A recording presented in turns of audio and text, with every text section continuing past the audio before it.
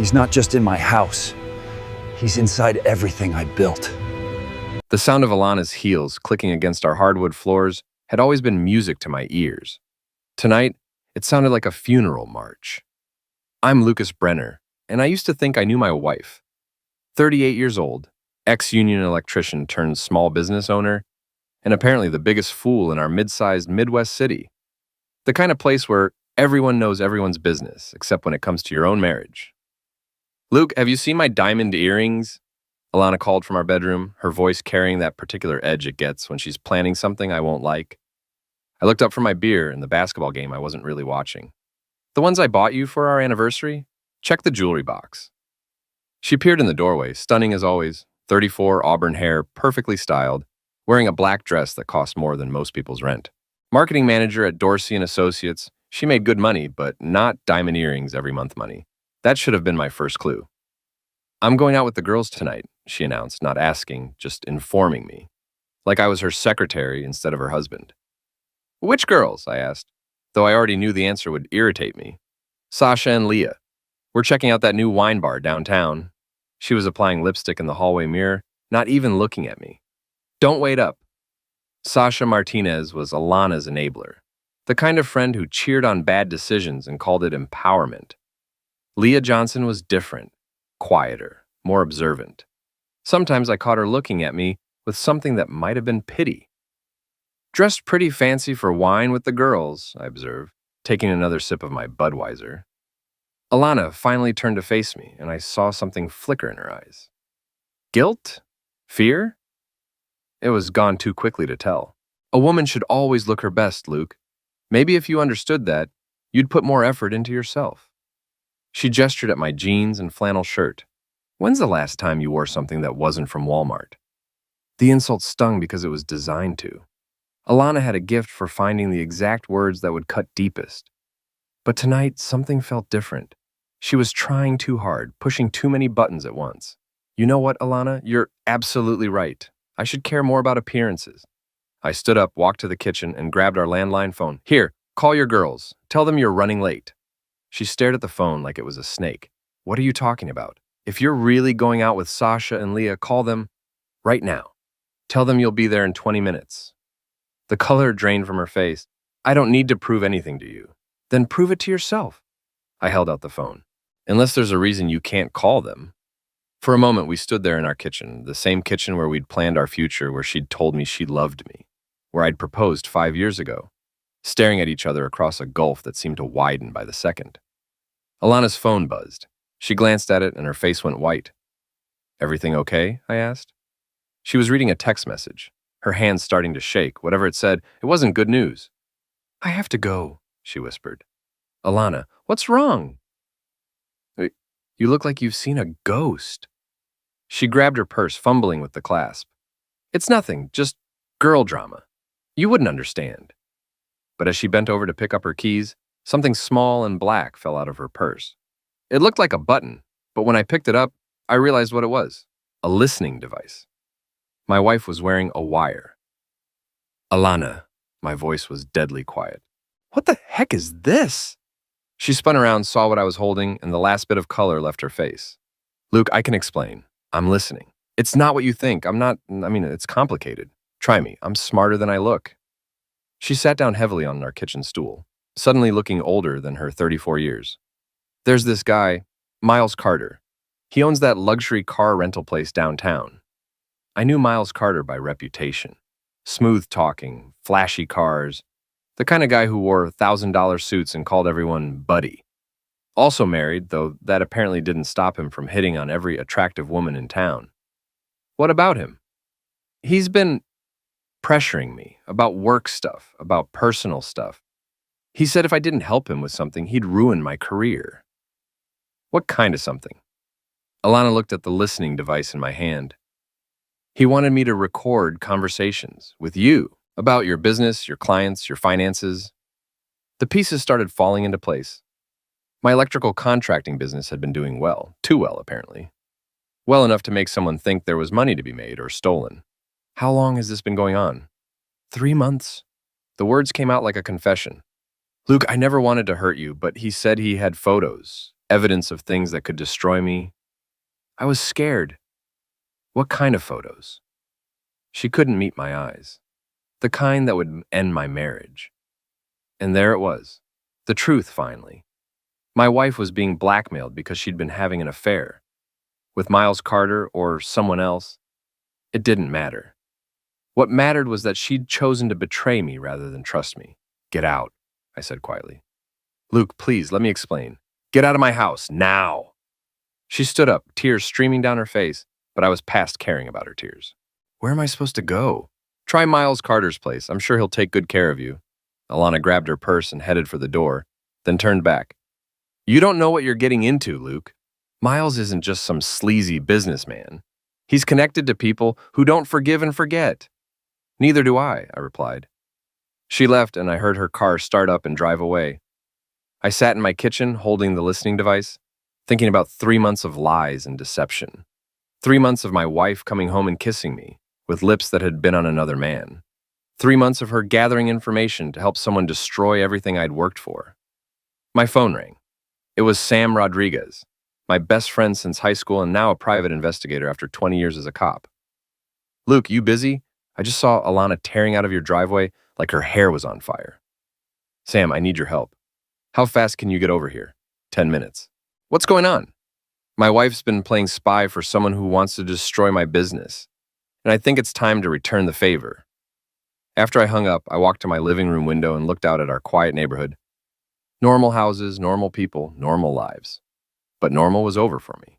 Alana had made sure of that. I thought about the listening device, about Miles Carter, about 3 months of lies. Then, I smiled for the first time all evening. If they wanted to play games, I'd show them how the game was really played. Sam showed up in 9 minutes, which was typical. When Sam Rodriguez said 10 minutes, he meant 9. 20 years as a cop had made him precise about everything, especially time. You look like heck, he said, settling into my kitchen chair with a cup of coffee. Feel worse. I filled him in on everything. The listening device, Alana's confession, Miles Carter, the whole mess. Sam listened without interrupting, which was another cop habit. Miles Carter, he said when I finished. I know that name. Ran a background check on him last year for a divorce case. Guy's dirty, but smart about it. What kind of dirty? The kind where nothing sticks. Luxury car rentals are perfect for money laundering. Cash business, expensive inventory, lots of legitimate reasons for large transactions. Sam pulled out his phone. But here's what's interesting. 3 different women have filed complaints against him in the last 2 years. Misconduct, harassment, coercion, blackmail, all dropped before they went anywhere. Let me guess. He had photos, or videos, or financial leverage. Guy's got a system. Sam looked at me seriously. Luke, if Alana's mixed up with him, she's in over her head. Question is, do you want to save her or bury her? I thought about that for a long moment. 3 months ago, I would have said save her without hesitation. Now, I want the truth, all of it. Then I'll decide. Fair enough. Where do we start? With his cars. Miles Carter loves his cars more than anything else in the world. I say we get to know them better. The next morning, I drove to Carter Luxury Rentals. It was exactly what you'd expect. Gleaming showroom, expensive cars, and Miles Carter himself holding court near a red Ferrari, talking to a blonde woman young enough to be his daughter. He was shorter than I'd expected, maybe 5'8", with the kind of tan that came from expensive vacations and the kind of smile that never reached his eyes. When he saw me walk in, his expression shifted from salesman smooth to something more calculating. Can I help you? He asked, dismissing the blonde with a wave. Luke Brenner, I said, extending my hand. I think you know my wife, Alana. His handshake was firm, but his palm was sweaty.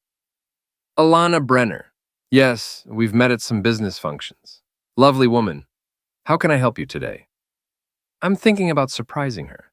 Anniversary's coming up, and she's always wanted to drive something exotic. Maybe take a weekend trip. The lie came easily, and I could see Miles relaxing. Just another husband trying to make his wife happy. If only he knew. What did you have in mind? Something fast, something memorable. What would you recommend? He led me toward a silver Porsche Emergency. This is our most popular model for romantic getaways. 300 horsepower, 0 to 60 in under 5 seconds. Your wife would love it. Mind if I take a look under the hood? Of course. As he popped the hood, I palmed the GPS tracker Sam had given me and stuck it under the engine compartment.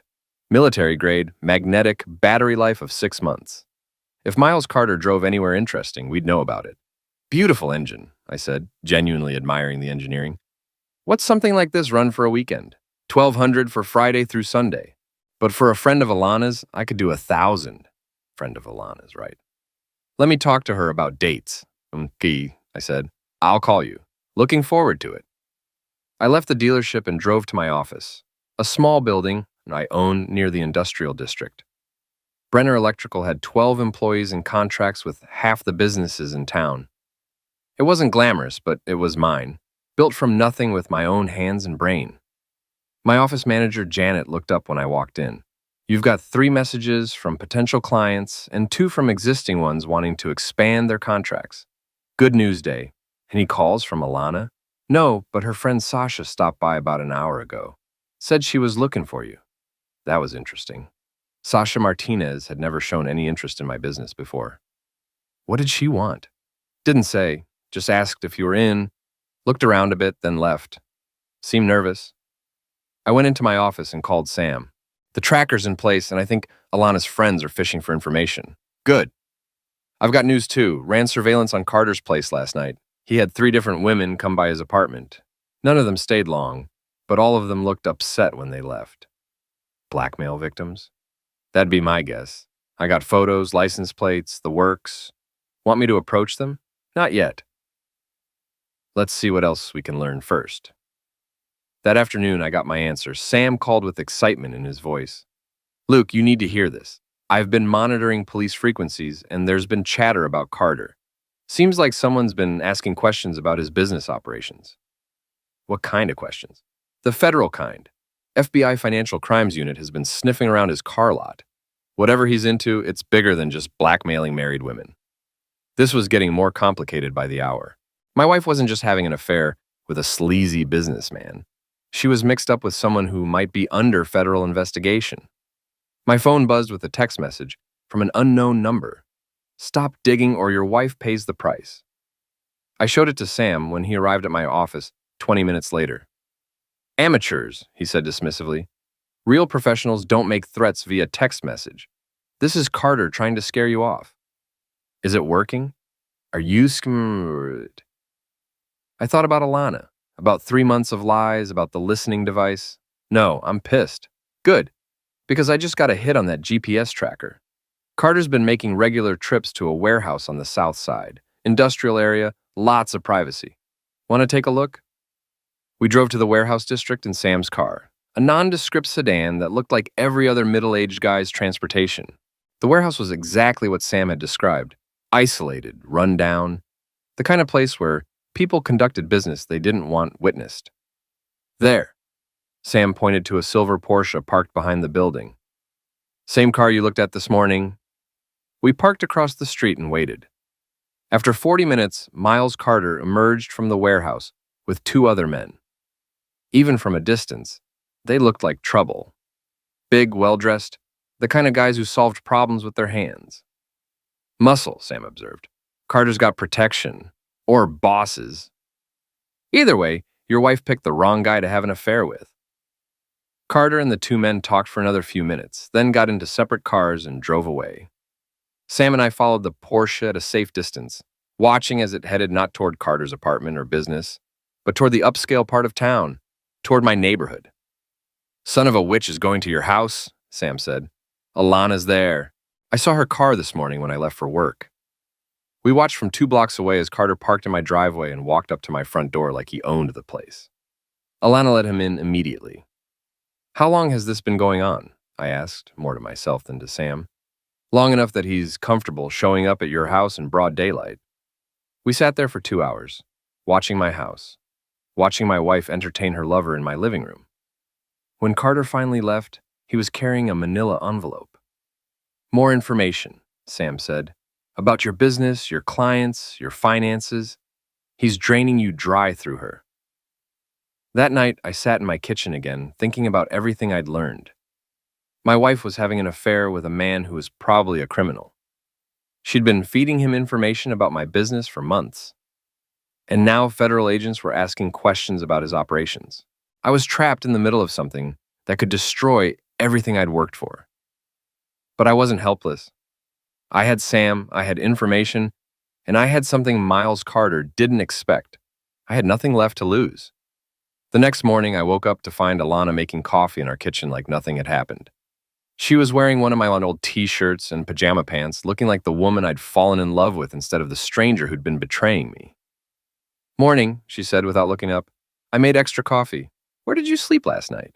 "Guest room. I figured you needed space to think." Space to think. As if this was some minor marital disagreement instead of systematic betrayal and espionage.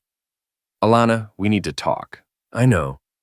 She finally looked at me, and I could see she'd been crying. "Luke, I want to fix this. I want to fix us." "Do you?" "Because yesterday Miles Carter was here for 2 hours in our house. And when he left, he was carrying an envelope." The coffee mug slipped from her hands, shattering on the kitchen floor. "You were watching the house?" "I was protecting my interests." "What was in the envelope, Alana?" She knelt down to pick up the pieces of broken ceramic, her hands shaking. "Client lists, financial records." "He said if I didn't give them to him, he'd send the photos to your biggest customers." "What photos?" "Of us, together, in compromising positions." I felt something cold settle in my stomach. "How many photos?" "Dozens. Videos, too. He's been recording everything for months. Why didn't you come to me? Why didn't you tell me what was happening?" Alana looked up from the broken mug, tears streaming down her face. "Because I was ashamed. Because I knew you'd leave me. Because I thought I could handle it myself. By giving him everything he wanted. By giving him enough to keep him quiet until I could figure out how to stop him." I helped her up, guided her to a chair. Despite everything, despite the betrayal and lies, she was still my wife, and she was scared. "Alana, Miles Carter isn't just some sleazy businessman. He's connected to serious people. Federal agents are asking questions about his operations. You're not just cheating on me, you're involved in something that could put you in prison." Her face went white. "What are you talking about?" I told her about the warehouse, the muscle, the federal investigation. With each detail, she seemed to shrink further into herself. "Oh God," she whispered. "What have I done? The question is, what are we going to do about it?" Before she could answer, my phone rang. Janet from the office. "Luke, you need to get down here. We've got problems." "What kind of problems?" 3 of our biggest clients just canceled their contracts, all of them citing reliability concerns and questions about business practices. And there's a man here from the Better Business Bureau wanting to discuss some complaints. I hung up and looked at Alana. "It's starting. Carter's using the information you gave him to destroy my business." "Luke, I'm sorry. I never wanted this to happen." "Sorry doesn't pay the bills or keep my employees working." I grabbed my keys and headed for the door, then turned back. "Pack a bag. You can't stay here anymore. It's not safe." "Where am I supposed to go?" "Figure it out. You're good at keeping secrets." The drive to my office gave me time to think. Carter was moving fast, using Alana's information to systematically destroy my reputation and business relationships. But he was also making mistakes. Moving too fast, being too obvious, leaving too many traces. Janet met me at the door with a stack of papers. "The BBB complaint is bogus. Someone claiming we did substandard work on a job we never even bid on. But the client cancellations are real. Morrison Manufacturing, Westside Shopping Center, and the new hospital project. 3 contracts worth over $200,000. Gone." "Did they give reasons?" "Morrison said they heard rumors about financial irregularities. Westside mentioned something about potential federal investigations. The hospital just said they were going in a different direction. Someone had been making phone calls, spreading carefully crafted lies designed to sound just plausible enough to make people nervous. It was a professional hit job on my reputation. "Janet, I need you to call our lawyer. We're gonna fight this." "Already did. He's on his way." This is why I paid Janet twice what other office managers made. She anticipated problems and solved them before I even knew they existed. My lawyer, David Kim, arrived an hour later with news that wasn't entirely bad. "The BBB complaint is obviously fraudulent, and I can get that dismissed easily. The client cancellations are harder to fight, but if we can prove they were based on false information, We might have grounds for a lawsuit. Against who? Whoever's spreading the lies. Do you have any idea who might want to hurt your business? I told David about Miles Carter, about the information Alana had been feeding him, about the federal investigation. He listened without interrupting, taking notes. "This is good," he said when I finished. "If Carter's under federal investigation and he's using information obtained through blackmail to interfere with your business relationships, we can nail him for extortion, interference with business relations, maybe even racketeering if the federal case is big enough. What do I need to do? Document everything. Every conversation, every canceled contract, every piece of evidence that links Carter to your business problems. And we need to talk to your wife. Her testimony could be crucial." That evening, I drove home to find Alana's car gone and a note on the kitchen table. "Gone to stay with Leah. We'll call you tomorrow. I'm sorry for everything." I called Sam. "She's gone. Staying with Leah Johnson. Probably safer that way." Carter's escalating, which means he's either confident or desperate. Either way, it makes him dangerous. Any word on the federal investigation? Better than that. I've got a contact in the FBI Financial Crimes Unit. Turns out Carter's been on their radar for 2 years. Money laundering, fraud, extortion, the works. They've been building a case, and they're close to making arrests. How close? Days, not weeks, which explains why he's moving so fast against you. He knows the walls are closing in, so he's trying to grab as much as he can before the hammer falls. What about Alana? If she's been helping him, could she be charged too? Sam was quiet for a moment. Possibly. Depends on what she knew and when she knew it. But if she cooperates with the investigation, if she testifies against Carter, the feds might be willing to make a deal. That night I sat in my empty house, thinking about my wife, my business, and Miles Carter. Everything I'd worked for was under attack, and the woman I'd trusted most in the world had handed my enemies the tools to destroy me. But I wasn't finished yet. Carter thought he was smart, thought he could manipulate and blackmail his way to whatever he wanted. He was about to learn that some people fight back, and when they do, they fight to win. The call came at 6 in the morning. Alana crying so hard I could barely understand her. "Luke, they broke into Leah's apartment. They were looking for me." I was instantly awake. "Are you hurt? Is Leah okay?" "We weren't here. We stayed at Sasha's last night. But they trashed everything, Luke. They went through all of Leah's things, destroyed her computer, even ended her fish." Ending Petfish wasn't about sending a message. It was about showing how little they cared about collateral damage. These weren't professional intimidation tactics. This was personal. "Where are you now?" "Sasha's apartment, but I don't think we're safe here either." "You're not. Pack light and meet me at Sam's office in an hour." "Do you remember where it is?" "Yes, but Luke..." 1 hour, Alana. And make sure nobody follows you."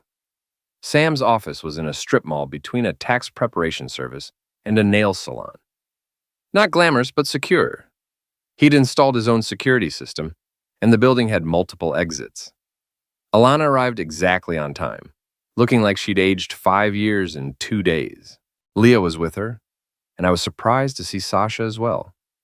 "I'm sorry about your apartment," I told Leah. "This is my fault." "No," Leah said firmly. "This is Miles Carter's fault. And it's time someone stopped him." "What do you mean?" Leah and Sasha exchanged glances. "There's something we haven't told you," Sasha said, "about Miles, about what he's been doing." Sam gestured for everyone to sit down. "Let's hear it." "Miles has been blackmailing women all over town," Leah began. "Not just Alana. At least 6 others that we know of, maybe more."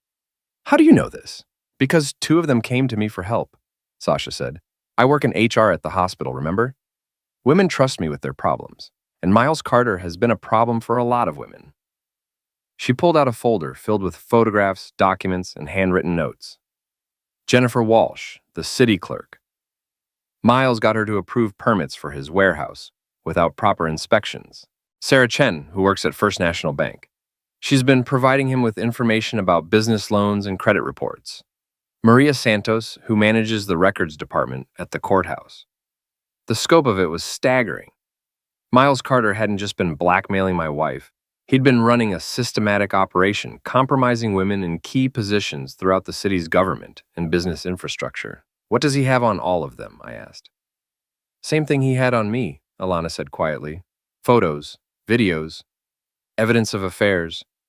He targets married women, seduces them, records everything, then uses it to control them. It's a business model, Sam observed. Recruit assets in key positions, compromise them intimately, then leverage the blackmail material to obtain information and favors. Classic intelligence operation, but focused on financial crimes instead of national security. So what do we do about it? I asked.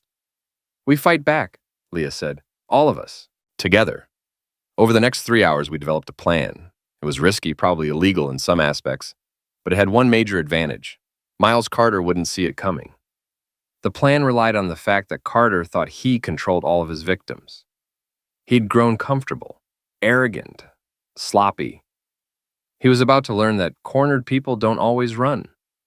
Sometimes they bite. Phase 1 began that afternoon.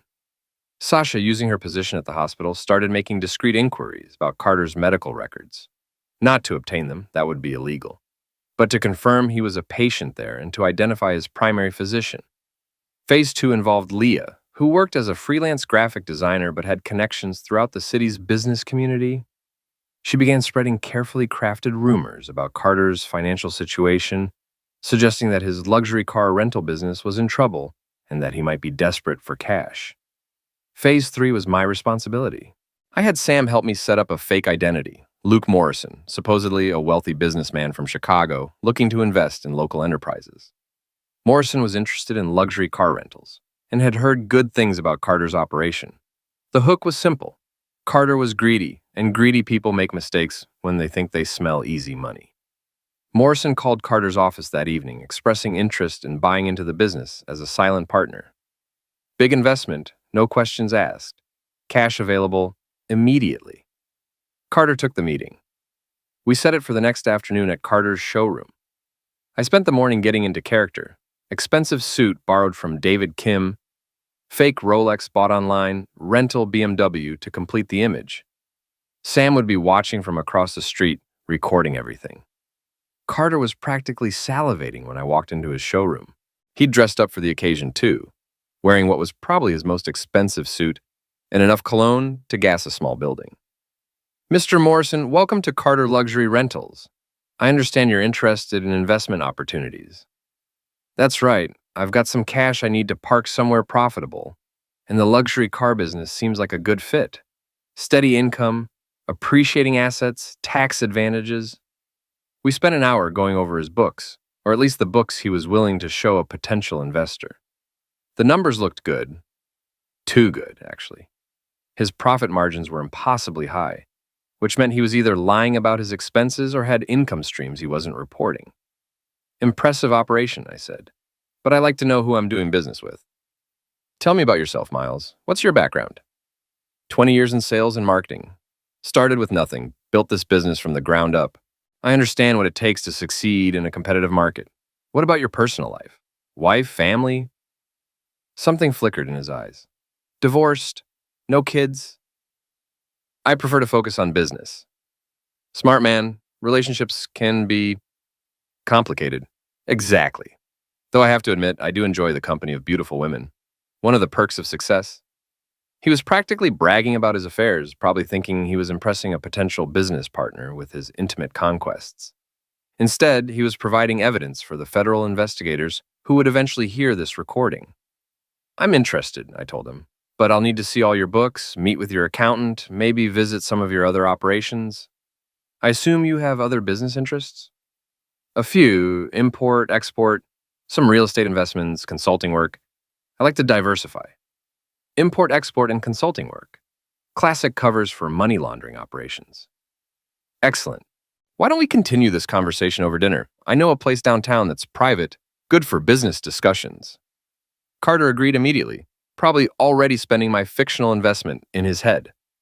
We arranged to meet at 8 o'clock at Romano's, an upscale restaurant with excellent acoustics for recording conversations. After Carter left for the day, Sam and I met back at his office to review the afternoon's recording. Guy's dirty as heck, Sam said. Import, export, consulting work, profit margins that don't make sense, plus he basically admitted to serial adultery. Think it's enough for the feds? That's a start. But we need more. We need him to incriminate himself directly, on tape, with specific details about his criminal activities. That evening, I arrived at Romano's 15 minutes early and chose a corner table with good sightlines and minimal background noise. Sam was already in position at the bar, nursing a beer and looking like any other middle-aged guy unwinding after work. Carter arrived exactly on time, looking confident and relaxed. He thought he was about to close the deal of a lifetime. Instead, he was about to confess to multiple felonies. "So, Miles," I said after we'd ordered drinks, "tell me about the warehouse operation I heard about. Sounds like you've got some interesting projects going on there." His face went very still. "What warehouse operation? Come on, Miles. I'm not some tourist with money to burn. I did my homework before coming here. You've got a warehouse on the south side, regular meetings with some serious-looking people.